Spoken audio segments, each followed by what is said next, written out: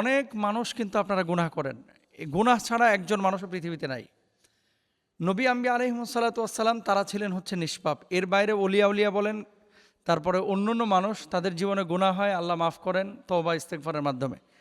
কিন্তু বিশেষ কিছু আমল আছে, এটাও সত্য কথা। কারণ নবীজি সাল্লাল্লাহু আলাইহি ওয়াসাল্লামের জীবনে এই যে হাজার হাজার লক্ষ লক্ষ হাদিস আছে, কখনো তিনি বলেছেন এই কাজ করলে আল্লাহ তাআলা মাফ করবেন, এই কাজ করলে আল্লাহ তাআলা গুনাহ মাফ করে দেবেন, এটা এভাবে করলে আল্লাহ তাআলা ক্ষমা করবেন। তো সব হাদিস যখন সামনে নিয়ে আসা হয়, এমনিই কিন্তু মানে কয়েকশো কারণ চলে আসে গুনাহ মাফের। এখন আপনি যদি বলেন যে এক দুইটা কারণ বলেন, যে যেই এক দুইটা কারণ আমি বা এক দুইটা আমল করব আর গুনাহ মাফ আল্লাহ তাআলা করে দেবেন, তাহলে আপনাকে আমি বলবো রাসূল আকরাম সাল্লাল্লাহু আলাইহি ওয়াসাল্লামের ছোট্ট দুটি হাদিসের কথা। আবু হুরায়রা রাদিয়াল্লাহু তাআলা আনহু থেকে বর্ণিত, রাসূল আকরাম সাল্লাল্লাহু আলাইহি ওয়াসাল্লাম ইরশাদ করেছেন, যখন কোনো মুসলমান অথবা মুমিন বান্দা ওযু করে, আল্লাহ সুবহানাহু ওয়া তাআলা এই যে ওযু করার সাথে সাথে তার হাত থেকে যখন পানিগুলো বেয়ে পড়ে বা ঝরে পড়ে, আল্লাহ তাআলা তার হাতের সমস্ত গুনাহ খাতাগুলো মাফ করে দেন। সুবহানাল্লাহ। 2 নম্বর, যখন মুখ ধৌত করে, মুখ থেকে সমস্ত গুনাহগুলো আল্লাহ তাআলা মানে মাফ করে দেন। মুখের থেকে যখন পানি পড়তেছে, এই পানির সাথে সাথে গুনাহগুলো ঝরে পড়ছে। তারপরে যখন আপনি মাথা মাসা করছেন, মাথার গুনাহ আল্লাহ তাআলা মাফ করে দিবেন। এরপরে কুলি করতেছেন, মুখের গুনাহ আল্লাহ মাফ করে দিবেন। পা ধুইতেছেন, আল্লাহ তাআলা পায়ের গুনাহ মাফ করে দিবেন। তো ওযুর দ্বারা আল্লাহ রাব্বুল আলামিন মূলত আপনার ছোট গুনাহগুলোকে মাফ করে দেন। তারপরে এটা হচ্ছে তিরমিজির হাদিস এবং সহিহ মুসলিমের মধ্যেও কিন্তু হাদিসটি রয়েছে।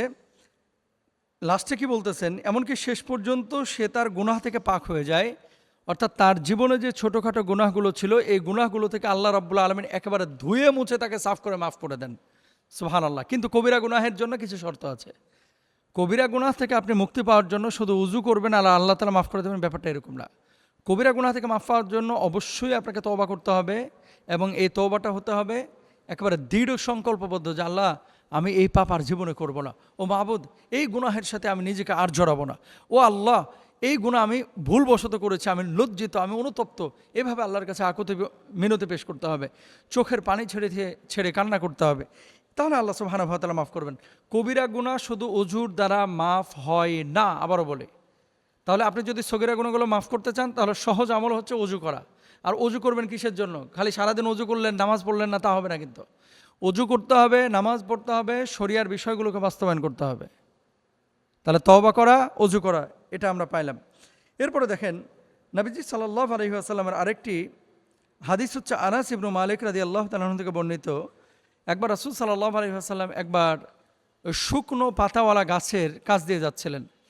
তো আল্লাহর হাবিব সাল্লাল্লাহু আলাইহি ওয়াসাল্লাম হঠাৎ একটা লাঠি দিয়ে গাছটিতে আঘাত করলেন, পাতাগুলো ঝরে পড়ে। যখন পাতাগুলো ঝরে পড়তেছিল, নবীজি সাল্লাল্লাহু আলাইহি ওয়াসাল্লাম তখন বলছিলেন, আলহামদুলিল্লাহ, সুবহানাল্লাহ, লা ইলাহা ইল্লাল্লাহ, আল্লাহু আকবার। সকল প্রশংসা আল্লাহ তাআলার। আল্লাহ তাআলা অতীব পবিত্র এবং আল্লাহ তাআলা ব্যতীত আর কোনো মাবুদ নেই, তিনি অতি মহান।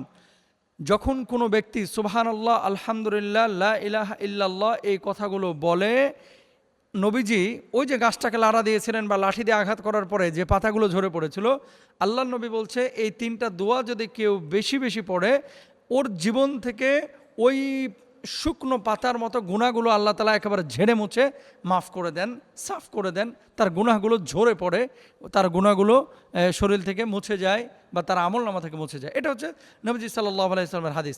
তাহলে এই 3টা কাজ মূলত খুবই সহজ এবং গুনাহ মাফের জন্য খুবই কার্যকরী। নাম্বার 1 হচ্ছে ওযু করা, নাম্বার 2 হচ্ছে তওবা করা এবং দৃঢ় সংকল্প করা যে এই গুনাহটা আর না করব না, আর নাম্বার 3 হচ্ছে সুবহানাল্লাহ, আলহামদুলিল্লাহ, লা ইলাহা ইল্লাল্লাহ এটা বেশি বেশি পড়া। আল্লাহ তাআলা মাফ করবেন ইনশাআল্লাহ।